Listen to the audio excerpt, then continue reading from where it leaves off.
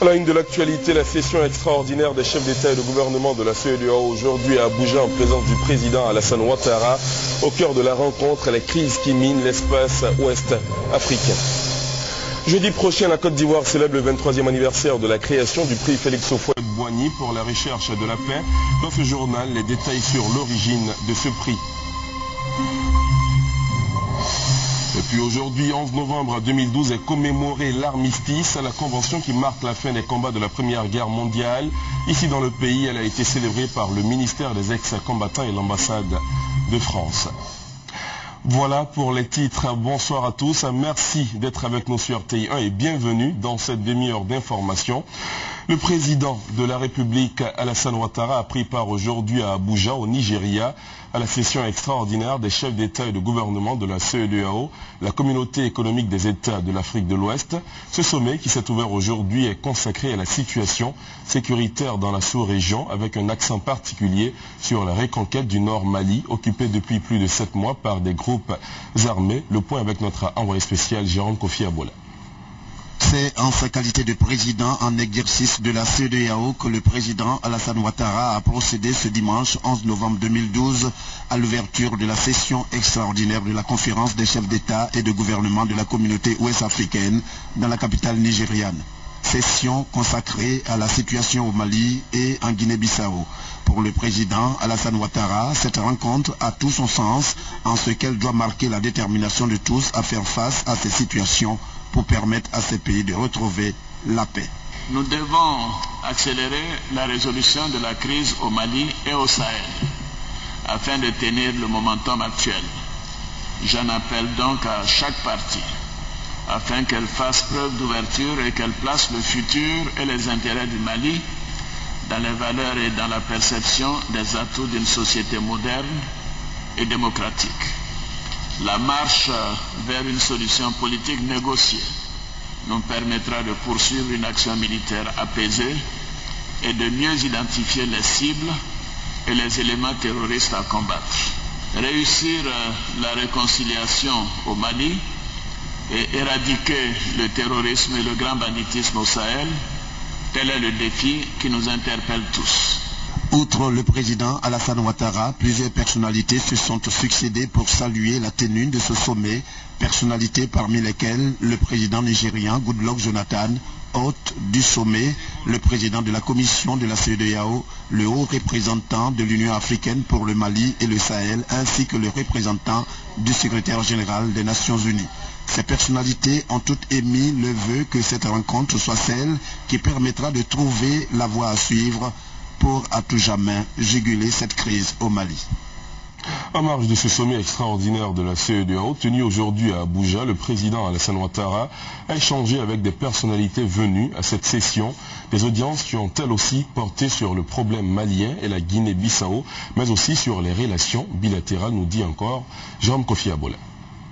Plusieurs audiences accordées par le président Alassane Ouattara bien avant l'ouverture de la session extraordinaire de la conférence des chefs d'État et de gouvernement de la CEDEAO prévue ce dimanche 11 novembre 2012. La première accordée au major Pierre Bouyoya, haut représentant de l'Union africaine pour le Mali et le Sahel. D'abord, je voulais me présenter à lui depuis que je suis nommé à cette fonction. Et aussi lui assurer ma collaboration, la collaboration de l'Union africaine dans ce dossier de ramener la paix et la sécurité au Mali. Le président ivoirien a également échangé successivement avec les présidents des deux pays à qui cette session est consacrée au regard de leur situation similaire, les deux pays à savoir le Mali et la Guinée-Bissau. Le président Alassane, c'est un grand frère. C'est pour témoigner notre effort de gestion de transition en Guinée-Bissau. Il partageait avec lui les dernières évolutions. Quand le président malien et le président ivoirien se rencontrent, ils se disent beaucoup de choses. Mais bien entendu, nous avons parlé des concepts opérationnels stratégiques, le CONOPS, que nous devons finaliser. échange aussi avec le ministre algérien chargé des affaires maghrébines et africaines et le ministre marocain délégué aux affaires étrangères. Ils se sont présentés au président Alassane Ouattara en tant que porteurs de messages au chef de l'État ivoirien. Ce message a trait d'abord au renforcement de relations bilatérales. Donc nous avons du travail sur ce plan-là. Il faut redynamiser cette coopération.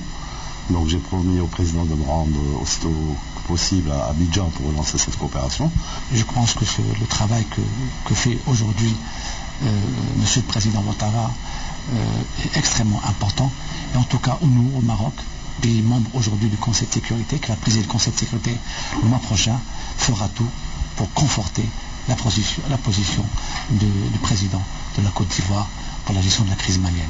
Le deuxième volet de notre entretien a concerné les relations bilatérales, à travers d'abord l'exploration de nouvelles niches, où les entreprises des deux pays pourront trouver les opportunités pour créer de la richesse, pour attirer de l'investissement et pour travailler en faveur du développement économique harmonieux du Maroc et de la Côte d'Ivoire. Le vice-président du Ghana, Kwesi Bekoué Amissa Arthur, a lui aussi été reçu par le président Alassane Ouattara.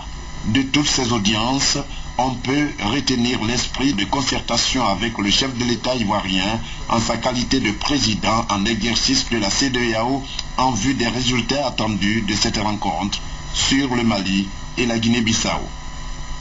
Je vous le disais en titre, le jeudi 15 novembre prochain, la Côte d'Ivoire célèbre le 23e anniversaire de la création du prix Félix Houphouët-Boigny pour la recherche de la paix. Avant la célébration officielle de cet événement, la rédaction de RTI 1 vous propose à partir d'aujourd'hui dans ses éditions une série d'éléments sur les événements qui ont rythmé la vie de notre pays. Pour ce 20h, la rédaction revient sur les raisons qui ont amené l'UNESCO à instituer le prix Félix Houphouët-Boigny pour la recherche de la paix. C'est dans un récit de Thérèse Tapeyoboué.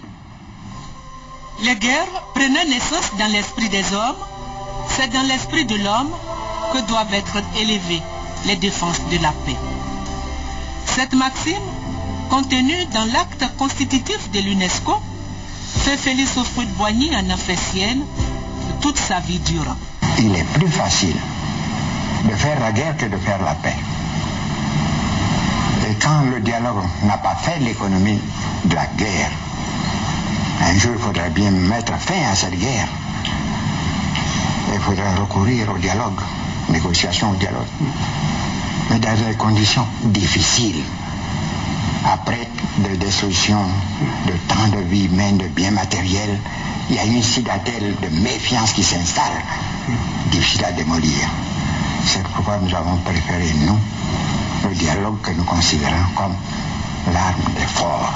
C'est pourquoi l'organisme international a choisi le nom hautement symbolique de cet homme, apôtre de la paix dans l'esprit, dans la parole, dans l'acte, pour désigner la distinction à l'honneur de personnes vivantes, institutions ou organismes publics ou privés, pour leur contribution significative à la promotion, à la recherche, à la sauvegarde ou au maintien de la paix. Nous sommes en 1989. Le prix Félix Houphouët-Boigny pour la recherche de la paix est créé par une résolution parrainée par 120 pays et adoptée par la 25e session générale de la conférence générale de l'UNESCO. Attribué chaque année, ce prix comprend un chèque de 122 000 €, soit environ 80 500 000 francs CFA, une médaille en or, un diplôme. Le choix des lauréats est fait par un jury composé de 11 personnalités originaires des 5 continents. Actuellement, le jury est présidé par l'ancien président portugais Mário Soares. Plusieurs illustres personnalités décerné ce prix qui porte le nom du père fondateur de la Côte d'Ivoire moderne. Parmi elles, des Africains, notamment Nelson Mandela, Frédéric de Klerk, Abdoulaye Wade. Dans les autres continents, on retient entre autres Yasser Arafat, Isaac Rabin, Juan Carlos, Jimmy Carter, Lula Ignacio da Silva. Également lauréat du prix Félix Houphouët-Boigny pour la recherche de la paix des organismes, notamment le Haut Commissariat des Nations Unies pour les réfugiés, la communauté Saint-Egidio, l'Académie de droit de la Haye et enfin l'ONG argentine Grand-Mère de la place de Mai. Deux personnalités assurent la pérennité du prix Félix Houphouët-Boigny pour la recherche de la paix.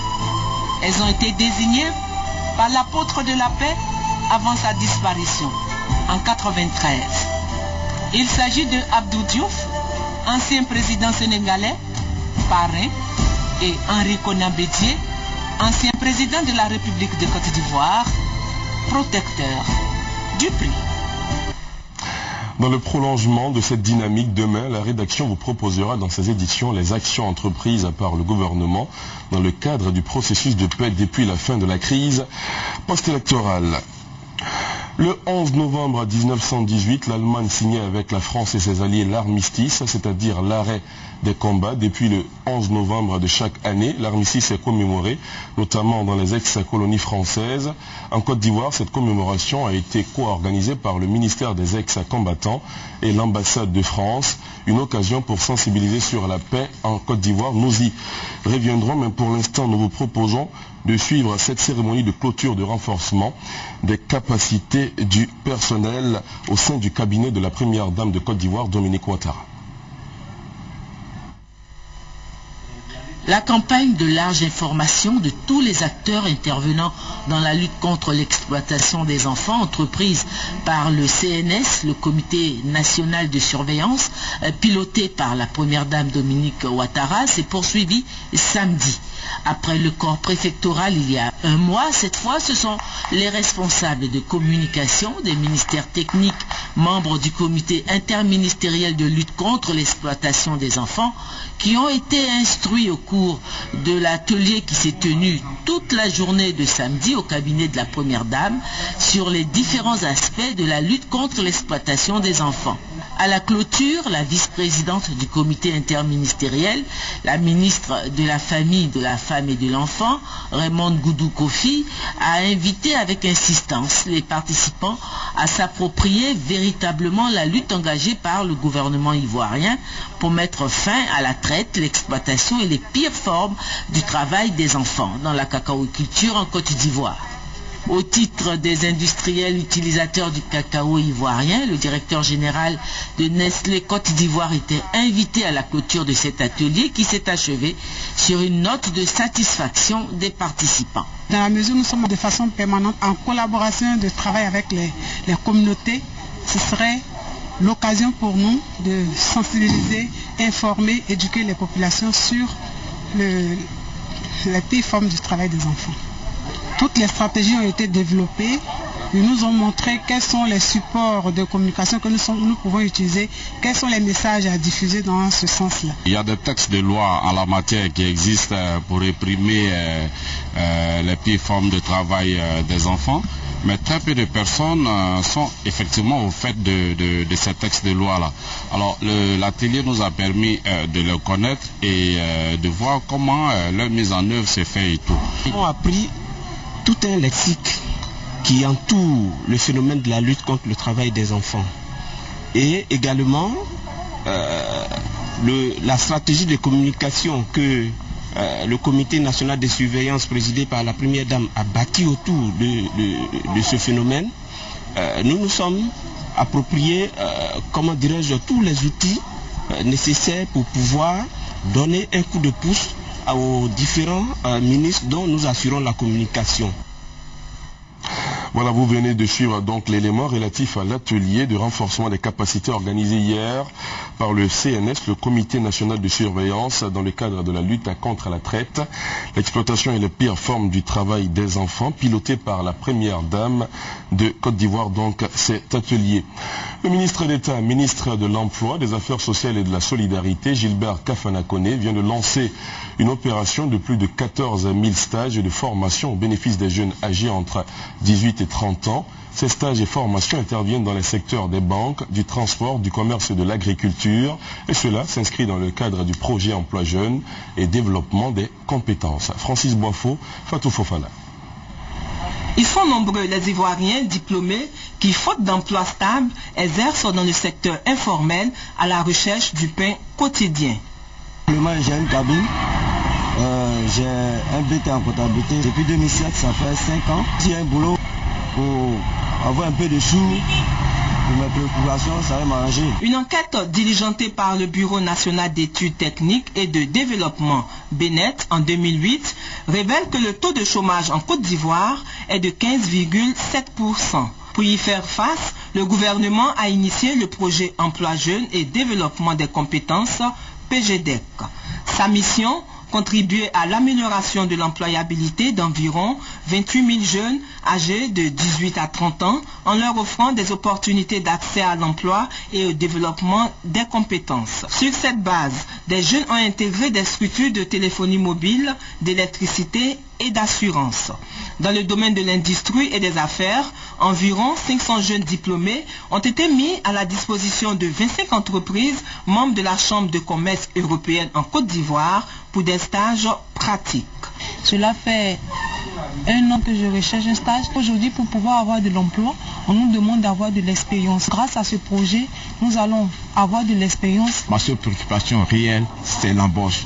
Est-ce qu'après le stage, nous serons réellement embauchés? Sur la question de l'emploi, le coordonnateur du projet Adama Bamba est formel. L'entreprise recrute ceux qui peuvent lui permettre de se faire de la richesse, de multiplier sa richesse. Un jeune au sein de l'entreprise, il a cette opportunité de se valoriser et de se rendre incontournable. Non pas à s'inquiéter qui se mettent au travail. Relativement à l'EVA Culture, 960 jeunes ivoiriens déscolarisés et diplômés sont attendus pour des formations théoriques et pratiques au métier de régisseur de plantation, de pépiniériste, de greffeur et de seigneur. Les responsables techniques du projet et leurs partenaires invitent les jeunes à se rendre dans les différentes mairies de leur localité pour des informations complémentaires sur les conditions d'inscription des candidats. Le projet Emploi Jeunes et Développement des compétences bénéficie du soutien financier de la Banque mondiale à hauteur de 25 milliards de francs CFA. Durant le projet, les primes de stage et de transport des apprenants sont financées par la Banque mondiale pour le compte du PGDEC. Je vous le disais en titre, le 11 novembre 1918, l'Allemagne signait avec la France et ses alliés l'armistice, c'est-à-dire l'arrêt des combats. Depuis le 11 novembre de chaque année, l'armistice est commémoré, notamment dans les ex-colonies françaises. En Côte d'Ivoire, cette commémoration a été co-organisée par le ministère des ex-combattants et l'ambassade de France, une occasion pour sensibiliser sur la paix en Côte d'Ivoire. Abidjan Plateau, monument aux morts ce dimanche 11 novembre. La Côte d'Ivoire et la France déposent une gerbe de fleurs. Les deux alliés se souviennent ainsi de ceux des ex-combattants ivoiriens tombés au champ d'honneur lors de la Première Guerre mondiale qui a opposé notamment la France à l'Allemagne de 1914 à 1918. Nous sommes à la commémoration du 14e anniversaire de l'armistice, c'est-à-dire de l'arrêt des combats signé le 11 novembre 1918 entre Français et Allemands. Une occasion pour anciens combattants et membres du gouvernement de plaider en faveur d'une paix durable en Côte d'Ivoire. Ces commémorations, certes, c'est des tristes souvenirs, mais quand on relance dans l'avenir, c'est pour inculquer à la jeunesse, aux générations futures, la guerre n'est pas une bonne chose et qu'il ne faille pas la faire. Il s'agit de faire en sorte que nos enfants puissent à tout moment se rappeler qu'à un moment, grand thème, la Côte d'Ivoire a connu des difficultés, que ces enfants se rappellent à tout moment, et ceci jusqu'à la fin des temps. Qu'il ne faut plus que cela se répète en Côte d'Ivoire. Du côté de la France, c'est le même plaidoyer. On réaffirme également sa détermination à assurer des garanties en faveur des ex-combattants de guerre. Avant, il y avait des considérations donc, de cherté de vie et donc de facto, les pensions qui étaient versées aux anciens combattants en Afrique étaient moins élevées que celles de leurs frères vivant par exemple en France ou même dans le reste de l'Europe.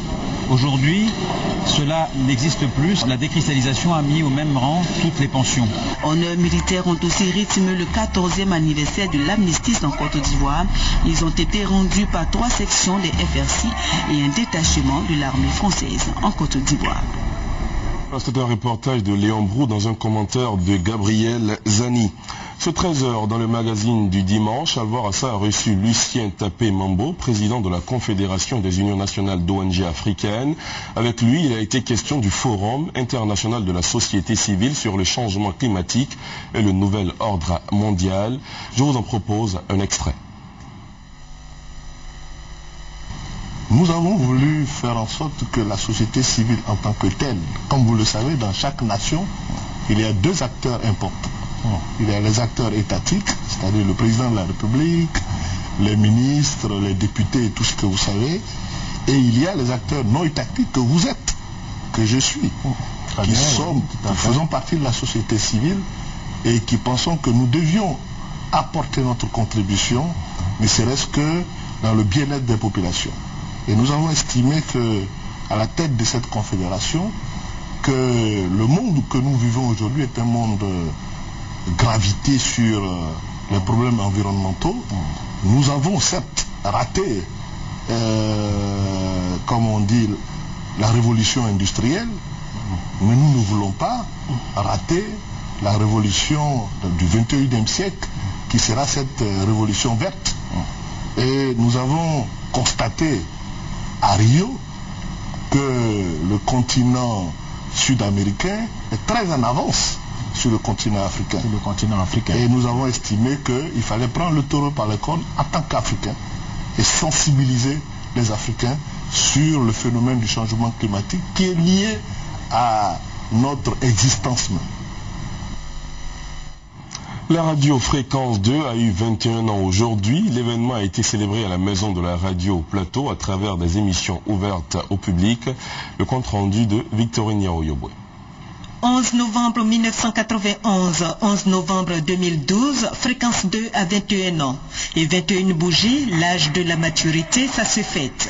C'est toute la grande famille de la radiodiffusion-télévision ivoirienne qui s'est mobilisée ce dimanche à la maison de la radio au Plateau pour marquer d'une pierre blanche ce 21e anniversaire de la FM Leader.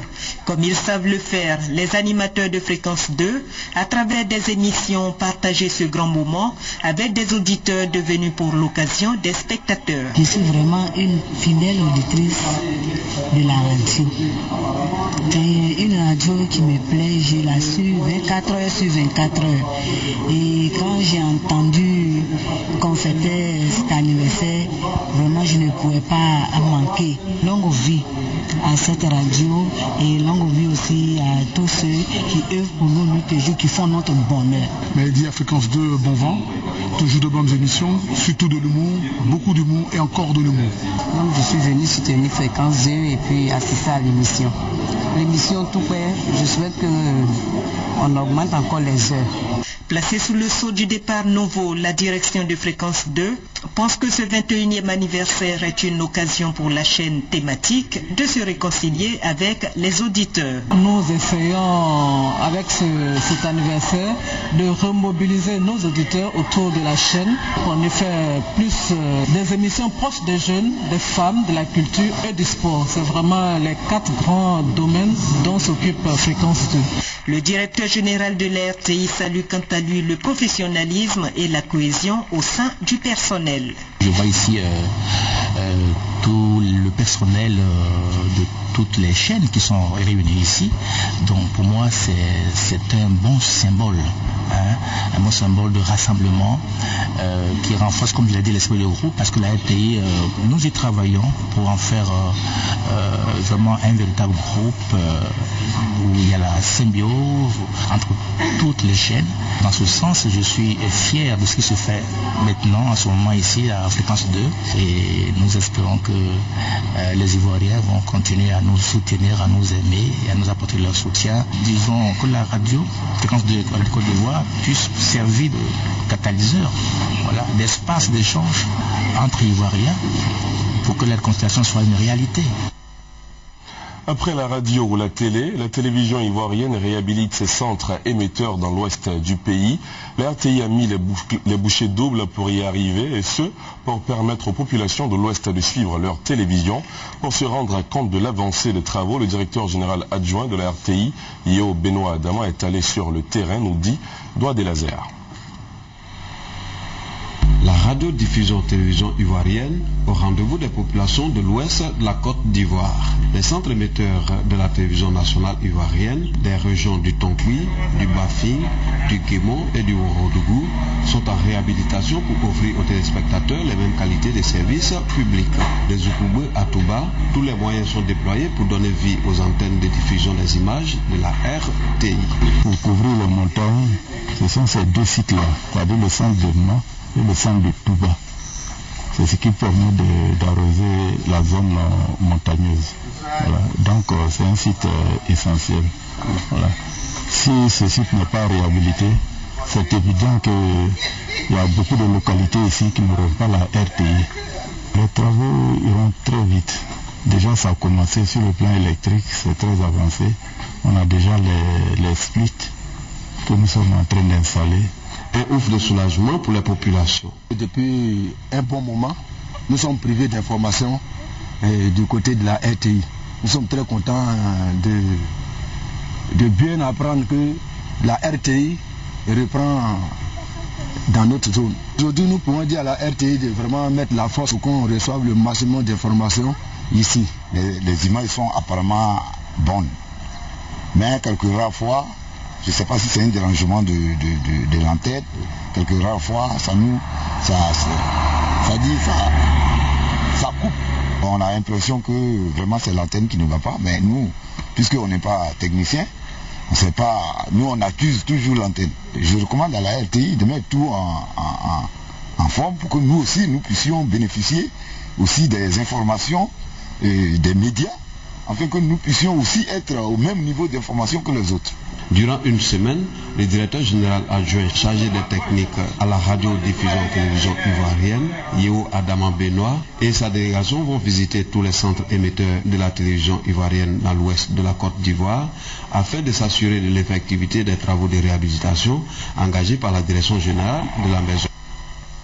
Nous avons un invité au terme de cette édition. Il s'agit du ministre de la Culture et de la Francophonie, Maurice Kwaku Bandama. Monsieur le ministre, bonsoir. Bonsoir. Monsieur. Avec vous, on fera le point tout à l'heure, le bilan de la participation de la Côte d'Ivoire au 14e sommet de la francophonie. D'ailleurs, nous allons voir un reportage où vous avez visité, vous étiez au cœur du village de la francophonie, c'était à Kinshasa, du 12 au 14 octobre dernier. Mbote Nabino, bienvenue au village. Kinshasa vibre au rythme de ce 14e sommet de la francophonie. Le village de la francophonie, construit dans l'enceinte du stade des Martyrs, le plus grand stade de la capitale Kinshasa, offre à la vue des nombreux visiteurs des stands de tous les pays de cette grande famille qu'est la francophonie. La Côte d'Ivoire, qui veut à nouveau prendre toute sa place au plan institutionnel au sein de cette grande organisation, continue de susciter, malgré la longue crise qu'elle a connue, un grand intérêt dans cette communauté des peuples. Vraiment, nos stands sont remplis, et quand c'est rempli, nous sommes tellement débordés. Nous sommes très fiers de notre pays parce que la RDC nous attendait véritablement. Les autorités de la RDC sont reconnaissantes au président de la République, Alassane Ouattara, d'avoir pris fait et cause pour la tenue de ce 14e sommet de la francophonie dans leur pays. Monsieur le ministre, vous qui avez pris part à ce 14e sommet de la francophonie, quelle est la situation de façon brève de la francophonie en Côte d'Ivoire aujourd'hui? C'est une situation qui est tout à fait honorable. Nous sommes un pays francophone, nous le savons. La langue française est notre langue de travail, notre langue officielle. Mais la coopération francophone avec l'institution qui gère la francophonie, l'OIF, se porte bien dans le sens que nous avons des programmes culturels. Vous savez, un des plus grands programmes que nous avons avec l'OIF, c'est le MASSA et le marché africain des arts du spectacle qui va revenir puisque nous travaillons au retour du Massa d'ici fin trimestre, dernier trimestre 2013. Nous allons avoir d'ici le mois de décembre un conseil d'administration pour remettre les choses en place. En dehors du Massa, nous avons d'autres chantiers de coopération Par exemple, au niveau de l'Agence universitaire de la francophonie, la francophonie travaille avec nos institutions supérieures d'enseignement à la mise en place du système LMD. La francophonie travaille à la mise en place du campus numérique pour partager le savoir partout dans le monde. Nous avons avec la francophonie l'initiative de la formation à distance des maîtres, IFADEM, qui va reprendre en 2013. Et nous avons également les centres de lecture et d'action culturelle, les CLAC, qui sont basés dans 10 villes et régions du Nord. Ces CLAC ont été fortement perturbés par la crise. Et il y a aujourd'hui, même en Côte d'Ivoire, aujourd'hui où je parle, une présence de cadres, d'experts de la francophonie pour évaluer la situation des CLAC et envisager leur reprise. Donc, la situation, la coopération avec la francophonie se pose très bien. D'accord. Alors, quelle est l'importance de la participation d'un pays à ce sommet? C'est un pays, c'est une rencontre qui regroupe 75 pays. La francophonie comprend 75 pays. Et donc c'est environ 75 chefs d'État et chefs de gouvernement et d'ambassadeurs qui se rencontrent. Est-ce qu'il y a des retombées économiques et socio-culturelles par exemple? Évidemment, la francophonie, c'est 870 millions de personnes. C'est un marché économique important. La francophonie compte pour 12% des échanges économiques et commerciaux du monde. La francophonie compte également pour environ 10% des investissements directs extérieurs. Donc c'est un marché important que nos investisseurs doivent voir de très près. La preuve, le sommet de la francophonie cette année à Kinshasa a été précédé d'un forum des hommes d'affaires et des entreprises. C'est bien la preuve que la francophonie veut marquer sa dimension économique. Ce n'est pas qu'une rencontre autour de la langue française, je pense que nous en parlerons, mais c'est aussi une rencontre au cours de laquelle il y a des échanges économiques, des échanges culturels, des échanges politiques. Cela nous amène à parler en même temps des enjeux, le bilan de la Côte d'Ivoire qui a participé à ce sommet. Oui, pour nous c'est une rencontre essentielle puisque cela fait plus de 10 ans que la Côte d'Ivoire n'a pas participé au plus haut niveau. À savoir qu'après le président Henri Konan Bédié en 1998, la Côte d'Ivoire participait pour la première fois à ce sommet avec son chef de l'État. Le chef de l'État est parti avec une forte délégation de ministres et d'hommes d'affaires du CPC et du Bénin.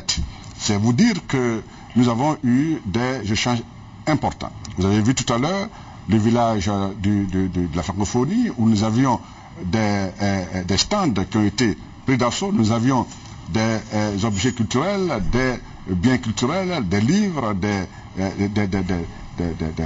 tableaux et aussi une table d'échange économique où la Côte d'Ivoire, à travers le Bénin, montrait les capacités de la Côte d'Ivoire à intervenir dans des secteurs de l'ingénierie, de la conception et du suivi de grands travaux. Nous avons, avant même le sommet, organisé la soirée culturelle ivoirienne qui a été bien appréciée par nos frères du Congo. Cette soirée culturelle a permis aux Congolais de voir la Côte d'Ivoire dans toute sa diversité culturelle. Nous avons pu présenter une exposition, un défilé de mode, nous avons pu présenter des prestations musicales et nous avons profité de cette occasion pour saluer la riche coopération culturelle entre la RDC et la Côte d'Ivoire à travers des diplômes que nous avons remis à certains acteurs culturels de la RDC. Merci Monsieur le ministre. Pour terminer, la francophonie doit-elle, selon vous, rester une organisation de pays qui défendent la langue française alors qu'on assiste à l'avancée de la langue anglaise? Non, la francophonie, aujourd'hui on dit, ce sont les pays qui ont la langue française en partage, mais pas la langue française en tant que locuteur de la langue française. Vous avez dans la francophonie des pays non francophones qui ne parlent pas la langue française, par exemple le Mexique, le Qatar, notre voisin, le Ghana est membre de la francophonie, l'Estonie et d'autres pays qui sont membres de la francophonie. Donc la francophonie ce n'est pas que la langue française, elle est aujourd'hui en train de fonctionner comme le Commonwealth avec la gouvernance du président Abdou Diouf, la francophonie a changé d'intérêt et c'est donc une plateforme à la fois économique, culturelle et politique. Merci infiniment à vous, Monsieur Maurice Kakou Bandama. Je rappelle que vous êtes le ministre de la Culture et de la Francophonie. Avec vous, on a fait le bilan de la participation de la République de Côte d'Ivoire au 14e sommet de la francophonie. C'était du 12 au 14 octobre dernier à Kinshasa, en République démocratique du Congo. Voilà, c'est ici que prend fin ce journal. Merci de l'avoir suivi. À demain, 20h. Bonsoir.